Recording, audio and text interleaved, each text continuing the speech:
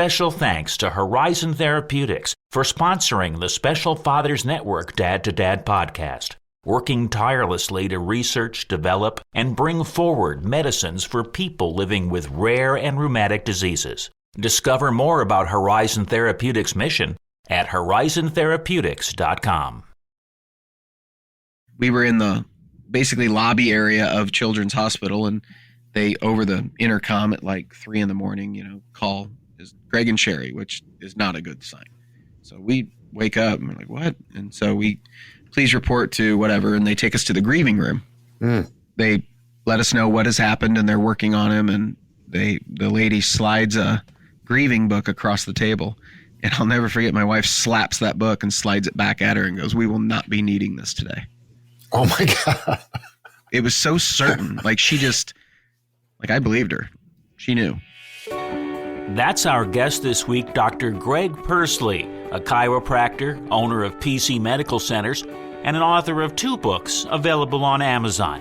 Greg and his wife Sheree are parents to 2 children, including Izaac, 16, who has dwarfism. We'll hear about Greg's life and his thoughts on raising a child with special needs. That's all on this Special Fathers Network Dad to Dad podcast. Now say hello to the founder of the Special Fathers Network and host of the Dad to Dad podcast, David Hirsch. Hi, and thanks for listening to the Special Fathers Network Dad to Dad podcast presented by the Special Fathers Network, a dad to dad mentoring program for fathers raising children with special needs. On Saturday, May 11th, the 21st Century Dads Foundation will be hosting its 5th annual Special Fathers Network Dads Virtual Conference. This year's theme is self-care, being self-ish so you can be selfless. We've assembled a great roster of presenters, and there will be plenty of time for small group breakouts so you can meet like-minded dads striving to be the best dads they can be and to help their children reach their full God-given potential. Registration is free. For more information and to register, please see the show notes or simply go to 21stcenturydads.org. So let's listen in now to this conversation between Greg Pursley and David Hirsch. I'm thrilled to be talking today with Dr. Greg Pursley of Jackson, Missouri, a chiropractor, owner of PC Medical Centers, and author and father of 2, including a son with dwarfism.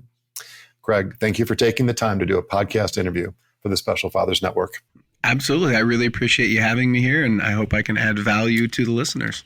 You and your wife, Sheree, have been married for 19 years and are the proud parents of 2 children, daughter Eveekay and son Izaac, who has dwarfism. Let's start with some background. Where did you grow up? Tell me something about your family. Sure. I grew up in Lonedale, Missouri. It was a small farm town. Most of the inhabitants of Lonedale, Missouri were my family. So my mom and her whole family basically lived in that area. My grandma was one of, I believe, 13 siblings, and 7 of them lived within about, I'd say, 10 square miles. Wow. My cousins and great aunts and great uncles and all that. So it was a really cool, fun environment. They were farmers, cattle farmers. My mom and dad were hard workers. My dad, electrician, as well as multiple different other things. He became a preacher later on in life. One of those guys that just sets his mind to something and just does it. Like, he just never stops. My mom worked as a dental hygienist for a little while, or a dental assistant for a little while, and then went and worked at a major corporation, Fabic, Caterpillar. You might have recognized that. And she worked her way up over a period of 30 plus years to literally the highest she could get. She was the parts director, and the highest you could get without the last name Fabic. So consistency, steady, hard work, dedication, discipline. Those are the things that I would say. I mean, my parents were, and what's interesting is they were always there for any of our sports and any of our stuff. So looking back, I mean, I could say certain things that I would have maybe had different, but it turned me into the person I am today, and I really like who I am. So, if I would have changed anything, I'd change who I am today. But I learned a lot of things by messing a lot of things up. I had a lot of freedom to mess things up. Let's just say that. And trying to fix them and hide them from my parents so I didn't get in trouble taught me a lot of things about life and about fixing stuff. So that was how I grew up. A lot of family. Our family reunions had over 200 people at each one of them. And so that was normal to me. I didn't realize there was other ways to live. However, when I graduated high school, I was like, I got to go find out what this world's all about. And so I left and went to college. Well, thanks for sharing. So what I think I heard you say about both your parents, including your mom and your dad, was they both had good work ethics. They were, good role models. They raised you and your siblings, your 3 siblings. And, you like how you turned out. So, why be critical of, some of the things they might have said or done? So I'm thinking about your dad, and I'm sort of curious to know, how would you describe your relationship with your dad? My relationship with my dad really had 2 different stages. The first stage was, you're not good enough. Nothing's ever good enough. It could always be better. And from his perspective, he was really trying to raise me to be strong, to take care of my family, to be, a man of worth, if you will. However, I took it to mean that I wasn't worthy and I wasn't good enough and I wasn't smart enough and I could never do enough and I'd never be enough.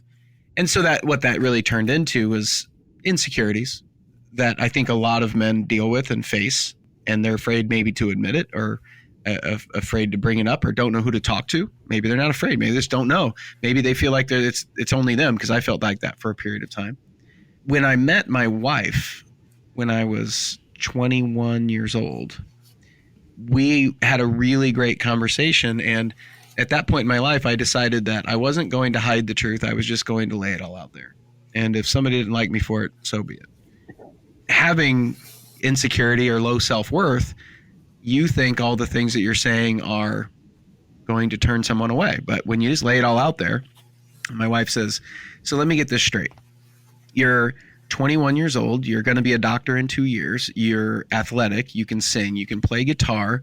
You're handsome. You're a nice guy. Like, to her, everything I said was just like, you're a really great catch.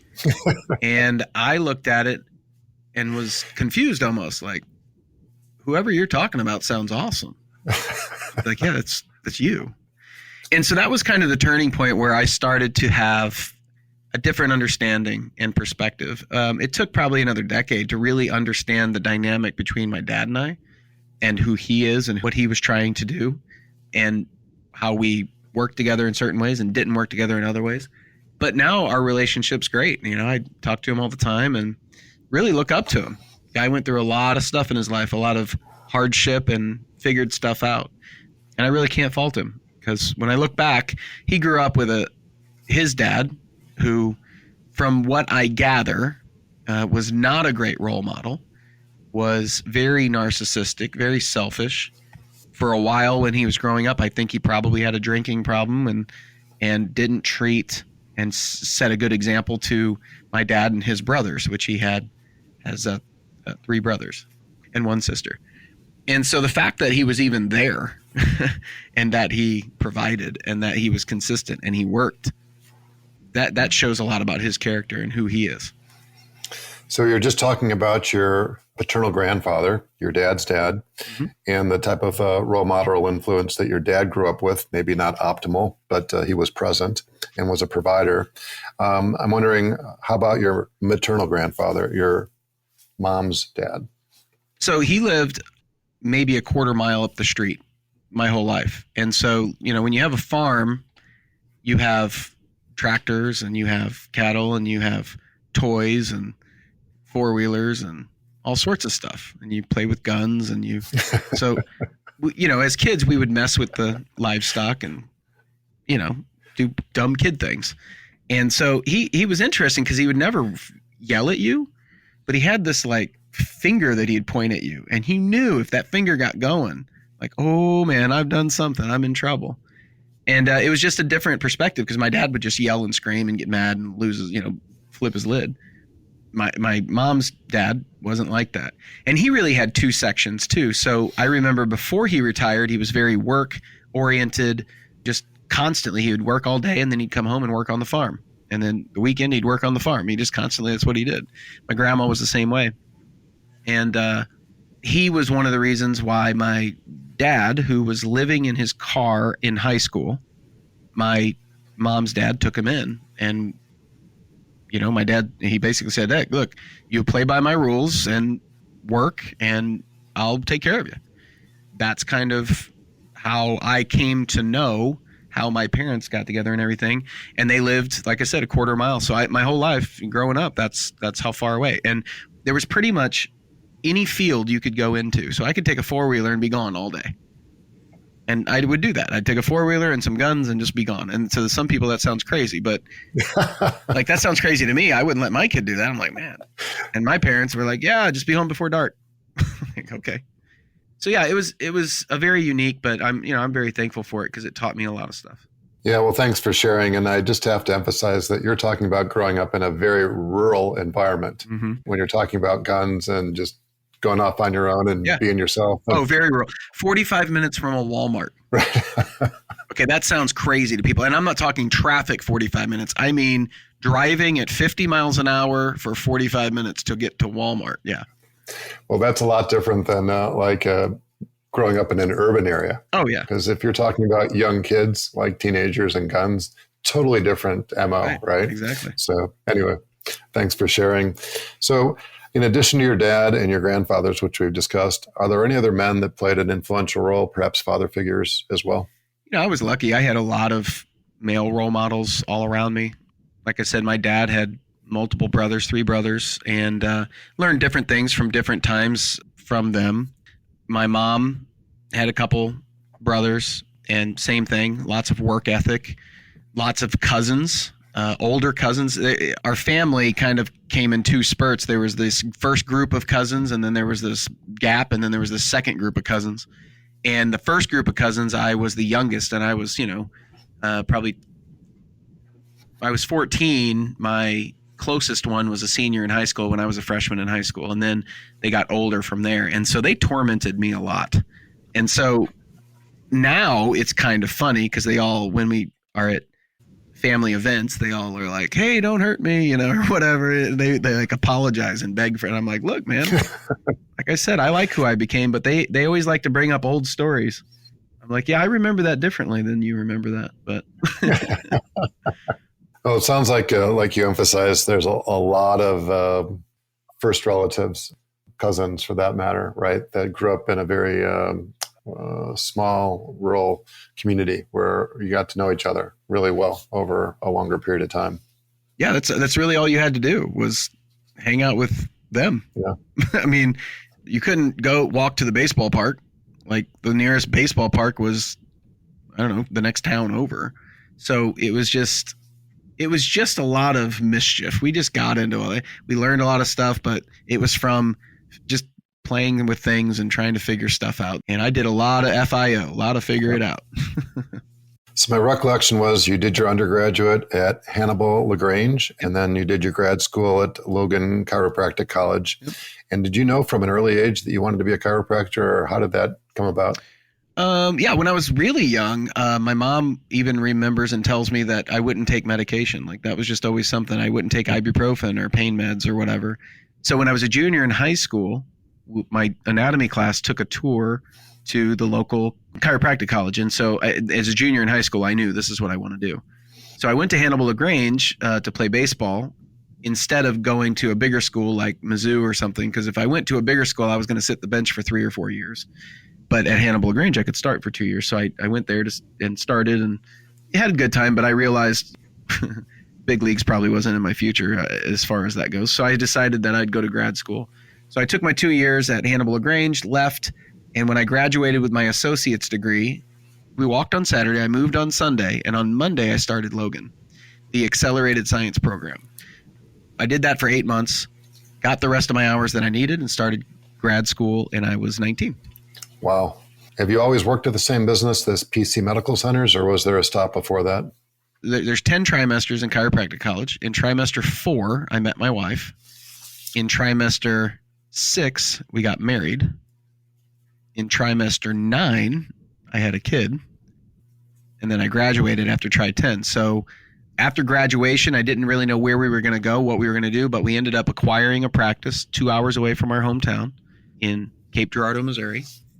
And it started out as Pursley Chiropractic. That was the name of it. And then we started to grow it. And 2 years later, that's when our son was born. So I had a 2.5-year-old daughter, a practice that was about 1.5 years old, and my son was born.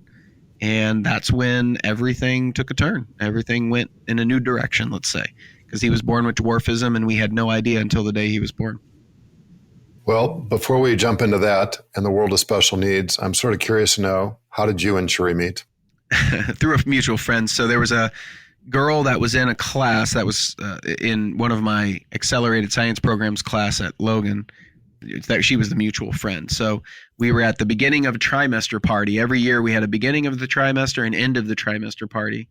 I had just turned 21. Brittany was her name, was our mutual friend. And she was there with my wife, Sheree, future wife. And I said, "Hey, Brittany, who's your friend? She's the most beautiful girl I've ever seen. Who is that?" And so Brittany's like, "Oh, that's my friend Sheree," whatever. And they go sit down. And then Sheree, or Sheree, depending on which mood you're in, is which one you say. She says, "Brittany, who's that guy? Why was he pointing at me?" Now, you have to understand, we tell this story all the time. My wife tells the story like this. She goes, "You have to understand, Brittany is a 10 out of 10. She is gorgeous. She is a blonde, fit, athletic, gorgeous person." So my wife goes, "You're telling me he told you that I was the most gorgeous girl he's ever seen? He's either blind or dumb or something. Like, what is wrong with this guy?" About 30 minutes later, I decided that I was just going to go for it. So I went over there and grabbed Sheree's hand and we went out on the dance floor and started dancing. That night, I had come to the party with all my guy friends. They had driven, and she had come to the party with all her girlfriends, and she had driven them. And by the time we got done talking, the lights came on. It was 3 a.m. And she had a car. I didn't. She had been drinking. I hadn't. And so she's like, "What are we going to do?" And I was like, "I'll just drive you home." She's like, "You can't drive my Jeep." And I said, "Well, why can't I?" And she goes, "It's a stick shift." And I'm like, "I grew up on a farm. I've been driving a stick shift since I was 10. She's like, "Oh my gosh." So that was kind of how we met. It was a really cool little story that one of those times where you meet somebody and you just click and you just go, huh. Yeah, well, it's sort of like ordained, right? You know, people say, "Oh, it's a coincidence," but, you know, I tend to think that God has a way of doing things and you can't connect the dots looking forward. You can only look backwards and, you know, put it all together.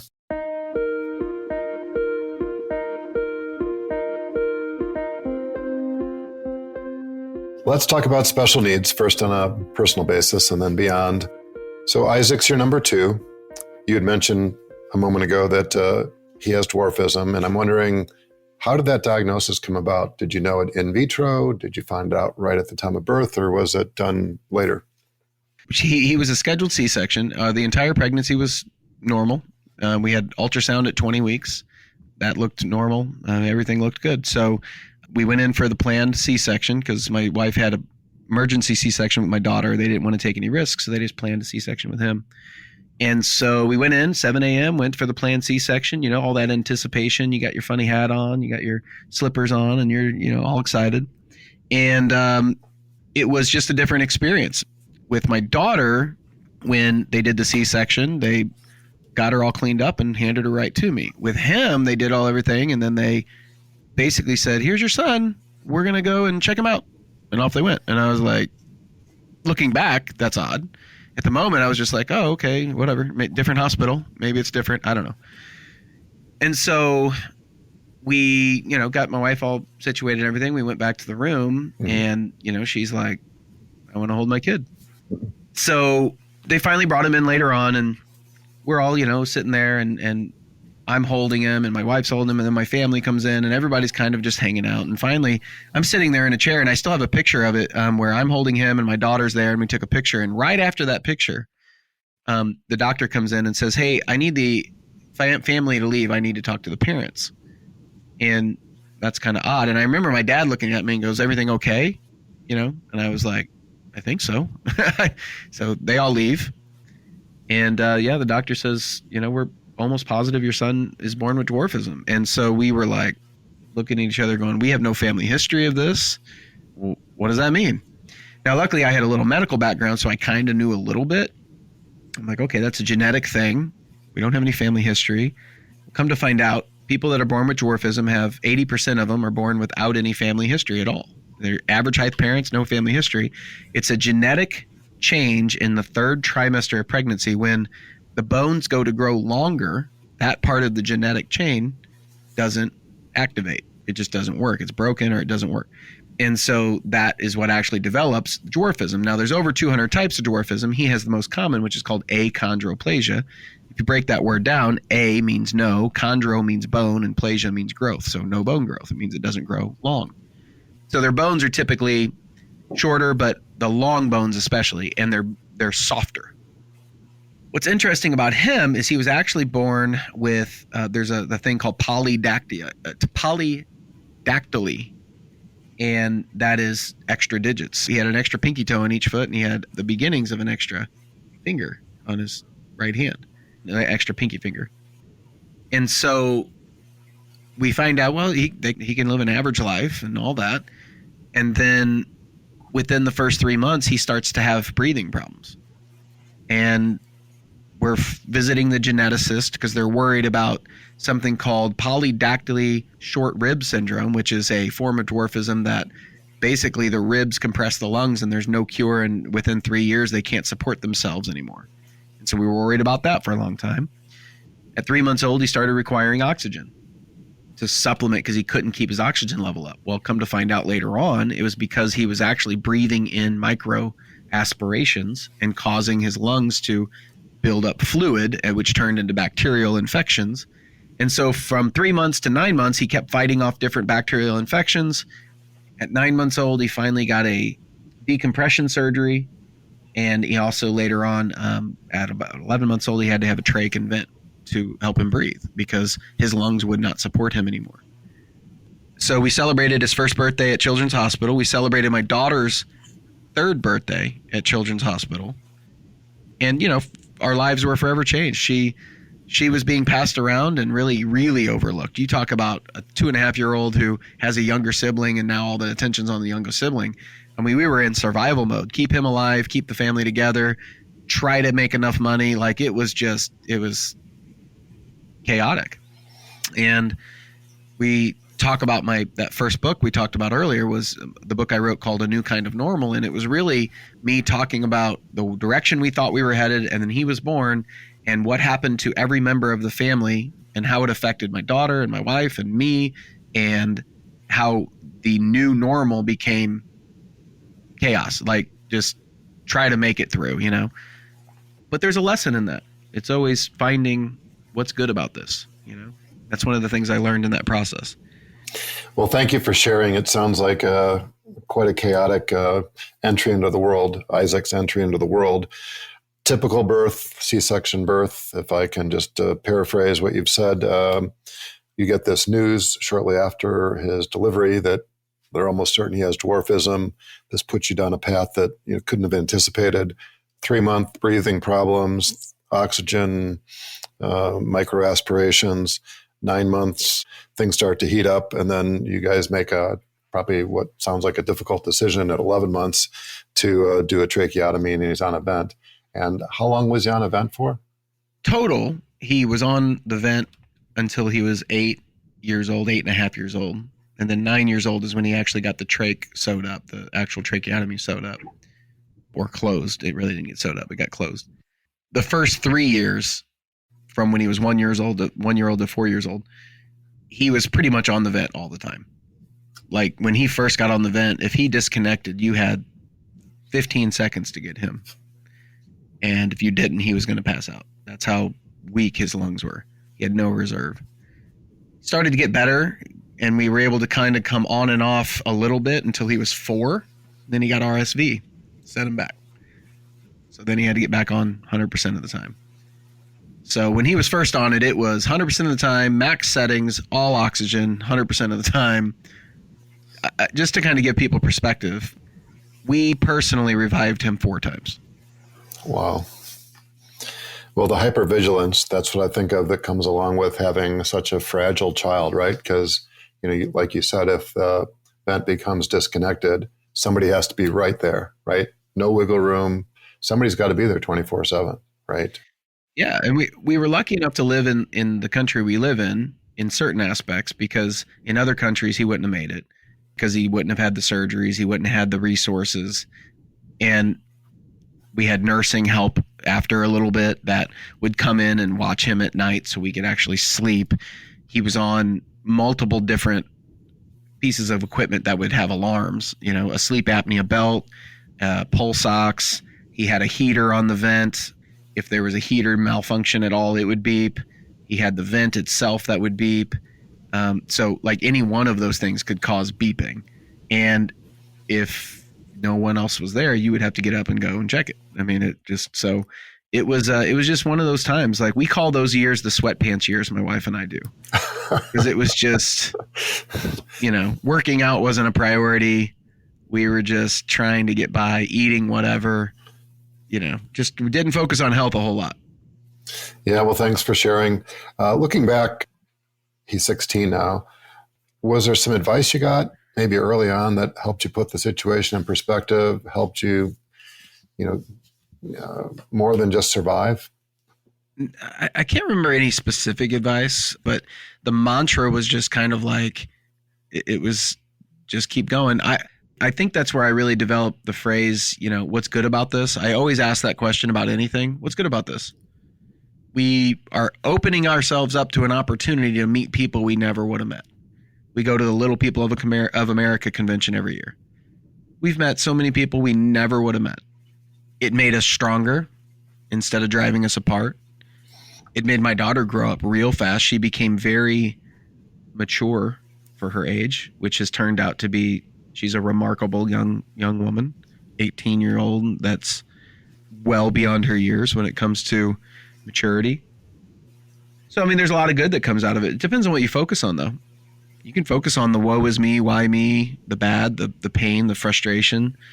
And it's okay to go there. You just don't want to stay there. You want to bounce back out and go back into that positive frame of mind of what is good about this. There's Bible verses that talk about this. How long must I wait is one of the ones that kept ringing in my ear. But it was basically, look, it's not going to be like this forever, even though it seems like it sometimes. You just got to look at it and say, what positives can I find in this? And that's turned into my mantra. Anything that happens, whether it's something that I enjoy or don't enjoy, I always ask, what's good about this? What is this supposed to be teaching me? What can I learn? We'll be back with more of the conversation on the Special Fathers Network Dad to Dad podcast in just a few moments. But first, this quick message. Please help 21st century dads gather research on families raising children with special needs by having them complete the Special Fathers Network Early Intervention Parents Survey. A link to the survey can be found in the show notes. As a token of our appreciation, each person, mom or dad, who completes the survey will receive a Great Dad coin. Thank you. Now, back to the conversation. So I'm thinking about turning points, and it would seem that coming off the ventilator was a big turning point. Have there been other turning points in Izaac's health or his development? Well, going back to when he was really young, one time he had a episode where he plugged off, where he was intubated. This is before his trach and vent. So he was, real young, before 1 year old, and he plugged off, and we were in the basically lobby area of Children's Hospital, and they, over the intercom at like 3 a.m, call is Greg and Sheree, which is not a good sign. So we wake up and we're like, what? And so we, please report to whatever, and they take us to the grieving room. And they let us know what has happened, and they're working on him, and the lady slides a grieving book across the table. And I'll never forget, my wife slaps that book and slides it back at her and goes, "We will not be needing this today." Oh my God. It was so certain. Like, she just, I believed her. She knew. So, we will not be. That was a big turning point. That was basically her declaration of, we're going to fight for you no matter what. So when after he got the trach and vent, she would hang out with him in the room, and he was sedated, and she would say, he would always respond to Mickey Mouse Clubhouse, and she would always say, once we get out of here, I'm going to take you to Disney World. Once we get out of here. And so when he was 3 years old, we were able to do that, take him to Disney World, and most of her family, my wife's family, went. So, I mean, those were big events, big turning points. When he had the RSV, he went backwards. That was a big turning point because, you have hope. You have this movement, this momentum, and then you backslide and there's this psychological like, oh, man, we were almost there. But, looking back, he probably wasn't strong enough in the first place if he couldn't handle an RSV. So, but when he was 8 and he got that trach out, we took all the medical equipment in his room and moved it out of his room that he didn't need anymore, repainted his room, got him a new bed, and just, it was like a new beginning almost at that moment. And he was 8, and I'll never forget, he got so excited, he like started snapping his fingers. Like he didn't know what to do. Like his body was just in this, like excited. When he came into that room, it was like a new beginning, and that was a big turning point. So that was pretty cool. That was my wife's idea. It sounds like a liberating experience, right? To come off a ventilator, right? If you've been ventilator dependent for, all of his life, I mean, certainly whatever life he could recall or knew, to be free, right? Just to not be tethered to something, just to breathe. That's exciting, right? I can sort of envision the story that you were just relating and how excited he was. Like this energy is just like it doesn't know what to do about it. So thanks. Mm-hmm. So you talked a little bit about the impact that Izaac's situation has had on his older sister and how mature she is, given her relatively young age today. But I'm sort of curious to know what impact his situation has had on your marriage or your extended family for that matter. Our extended family really didn't get it. They didn't understand the complexity of it. When there's a Thanksgiving event and you guys coming, why can't you come? I don't think you guys understand the complexity here. The risk, driving 2 hours back roads. If anything goes wrong, we're not around any resources that'll be able to help. And I don't expect them to get it because they saw glimpses of it and they only saw us at his best. I do remember one time that my dad, my son, and I went somewhere. I don't remember where, but we all stayed the night in a hotel. And Izaac had his vent, and so we were in the same hotel room. And so every time he rolled over, anytime he coughed, anytime there was any resistance in that tube, it beeped 6 times. Beep, beep, beep, beep, beep, beep. If it stopped, it was fine. It was just a warning. If it go to 7, I'd hop up. Well, I had been trained to that beep. So I knew when it hit more than 6 beeps. Well, every time it hit any beeps, he was like, are you going to get that? Are you going to do something? It's middle of the night. What are you going to do? And I remember him saying the next day, he's like, oh, I get it now. I understand. I'm like, yeah. So to go on a trip, we had a ventilator that weighed 80 pounds. And I hope nobody takes this for complaining, because this is not complaining. It's just the reality.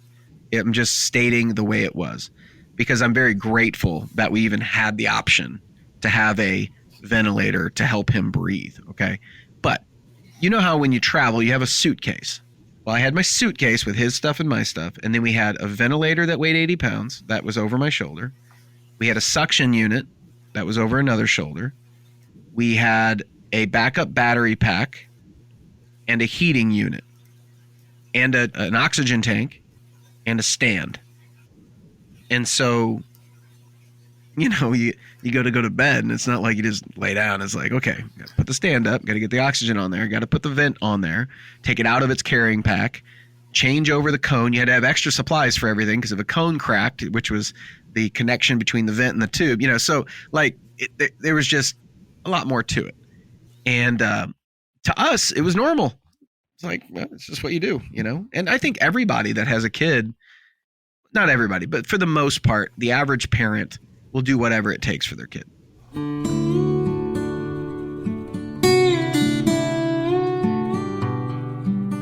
So I'm thinking about supporting organizations. You didn't make reference to it specifically, but I believe the Disney trip that when Izaac was 3 was a Make-A-Wish trip.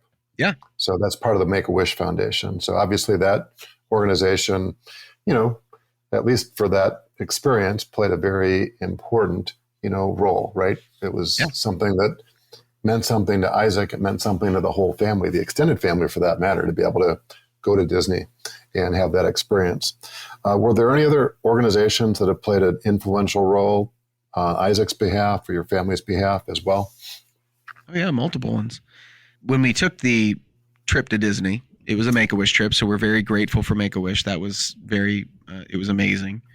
We were able to go to this place called Give Kids the World, which is near Disney, and they basically use it for Make-A-Wish and returning people who have been on Make-A-Wish trips. It's all volunteer run and all donation run. It's just a really cool place.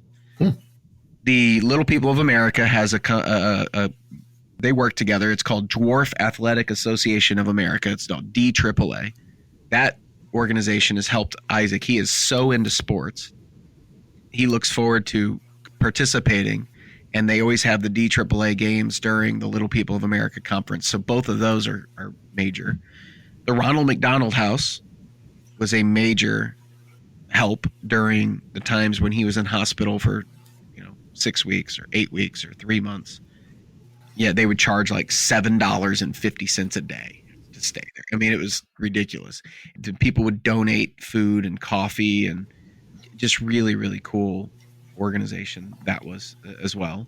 The Challenged Athletes Foundation, CAF, he's gotten some grants over the years to help him get different things like a customized bicycle to help him actually ride a bicycle or to help him go to the DAAA games.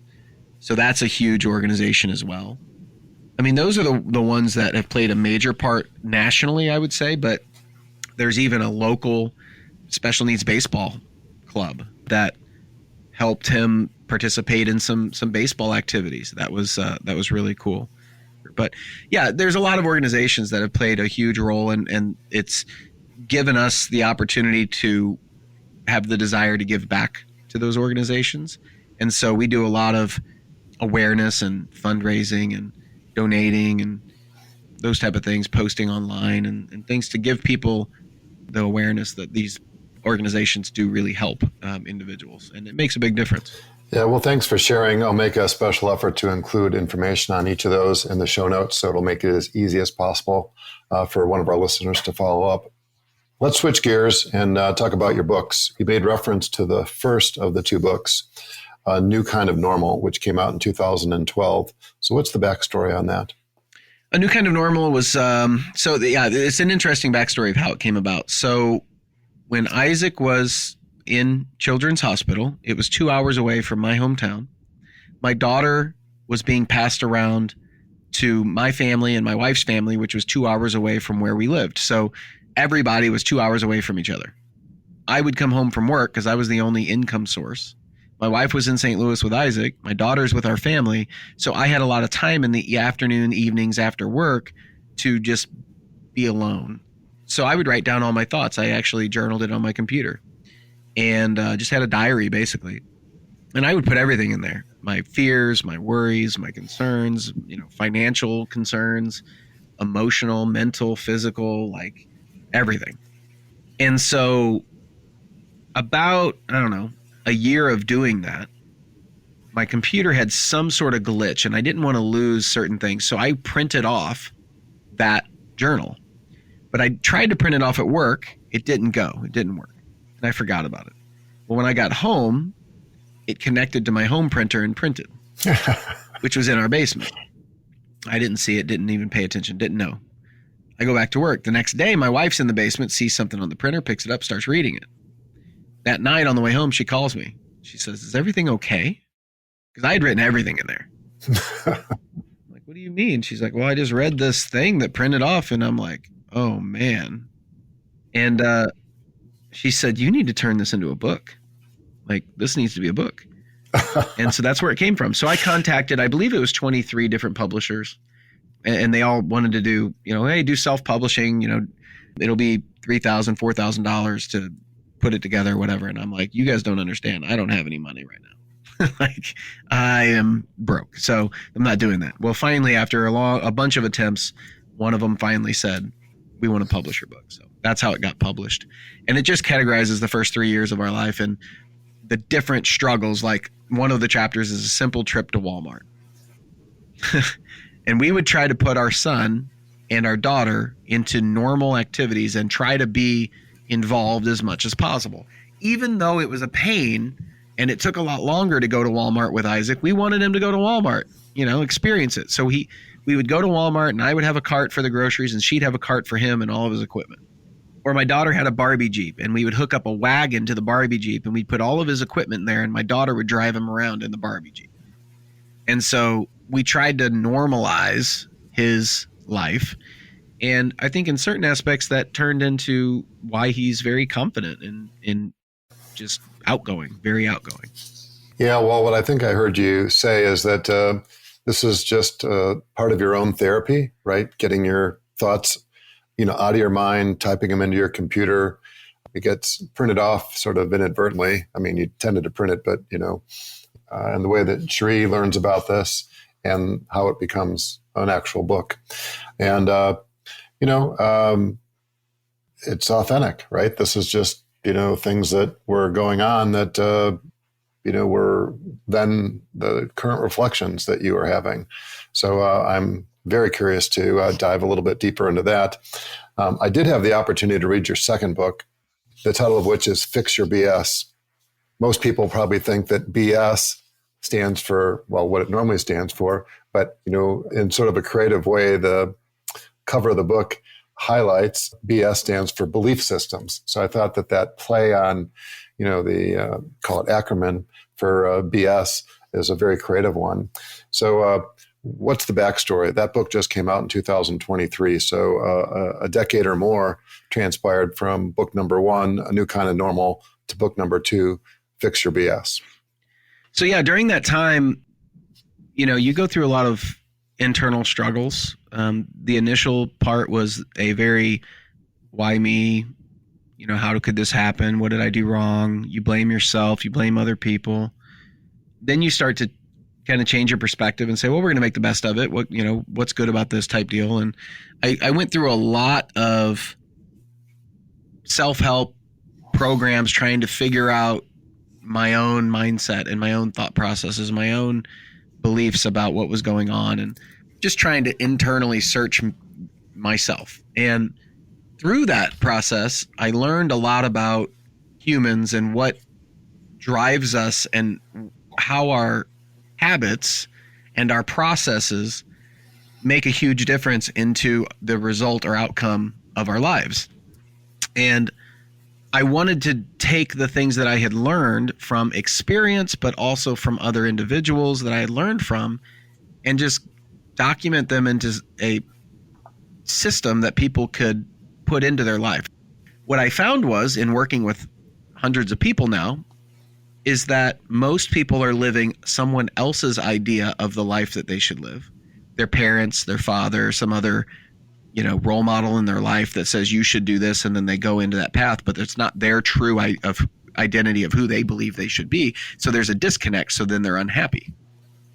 And I found out most people don't know how to change it. They're too afraid to take the action because they can't guarantee or predict the result. So I just love the whole piece of work. Well, let me just emphasize that it's a short, it's a simple read. It's the type of thing that no matter whether you're just somebody who's starting out, like a teenager, or somebody who's college age, you're somebody who's in the middle of their career, maybe somebody who's at an inflection point, right? You're not where you want to be. There's some basic steps, right, that I think that anybody could adopt or incorporate into their situation. It's not a silver bullet. It's not one size fits all, but concepts that I think are easy enough to embrace. You're not talking over somebody as a doctor with medical terms. These are just practical ways of thinking about things and then action steps, right? It's like almost a workbook, the way you've outlined this.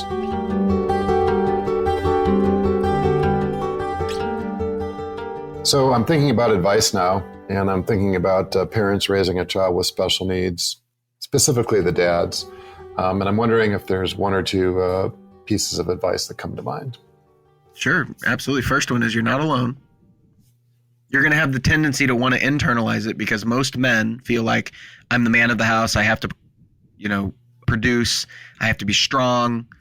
I have to protect my family. That's where I was for a long time. And all that led to was two things. Number one, I wouldn't show any emotion and I would try to be the strong one until I got to a point where it would just overflow. And I'd have literally an emotional breakdown, if you will, where all the emotions came out at once. Number one. Number two, when that occurred, my wife would actually say, don't take this the wrong way, but I'm glad you're showing your emotion because I thought this wasn't affecting you at all. I thought you were just no big deal. And I'm over here having a hard time and you're just like, it's fine. And I'm like, no, it wasn't fine for me at all. I've been having a really hard time too. So turn to your support system, your relationships, and actually have deep, meaningful conversations and don't try to be the hero.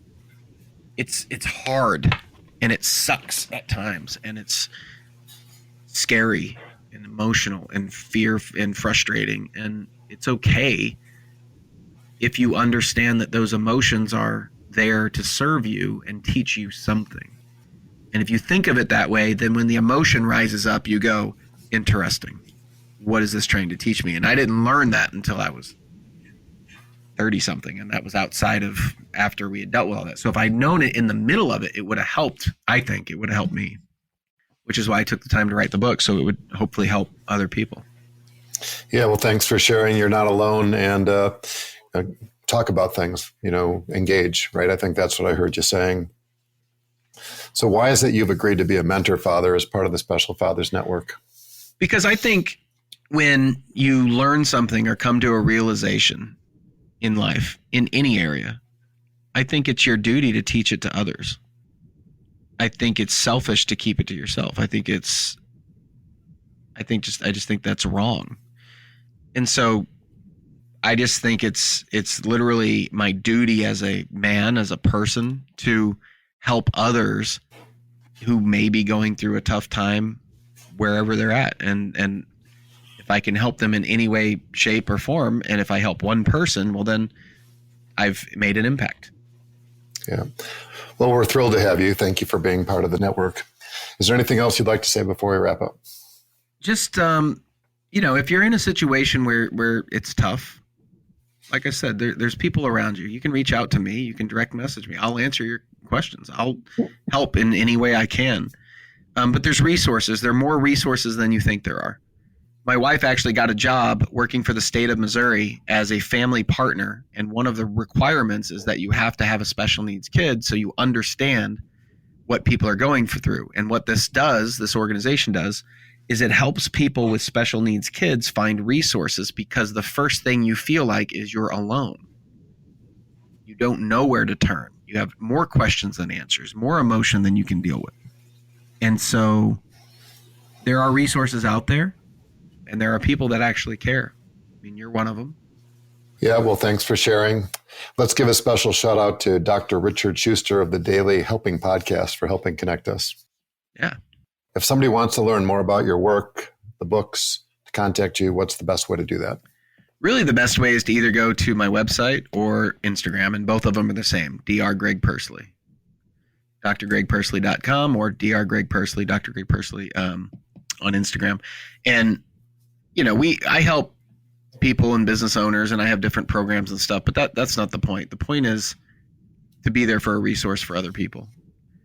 And that's just the way I work. So we're trying to, just help others in any way that I can and teaching them the things that I've learned. So, I was able to build a business that I could really transform it to run on its own. That's very rare. That doesn't happen a lot. I figured out how to do that. So we teach people how to do that.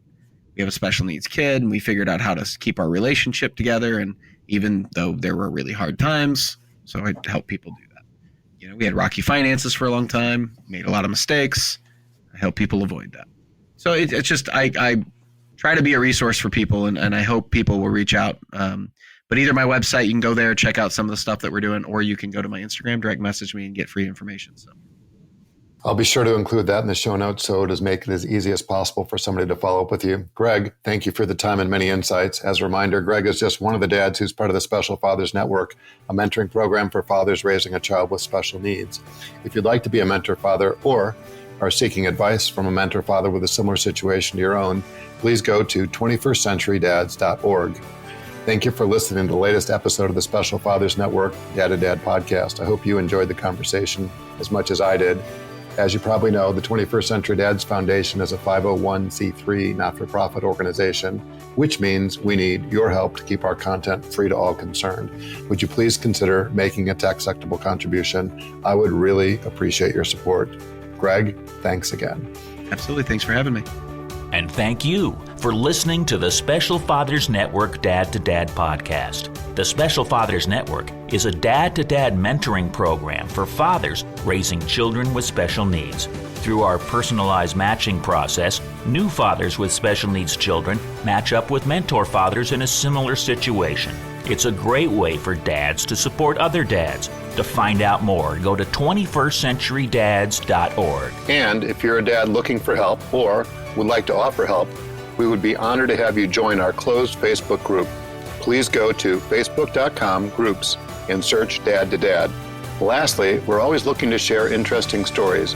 If you'd like to share your story or know of a compelling story, please send an email to david@21stcenturydads.org. The Special Fathers Network Dad to Dad podcast was produced by me, Tom Couch. Thanks again to Horizon Therapeutics, who believe that science and compassion must work together to transform lives. That's why they work tirelessly to research, develop, and bring forward medicines for people living with rare and rheumatic diseases. Discover more about Horizon Therapeutics at horizontherapeutics.com.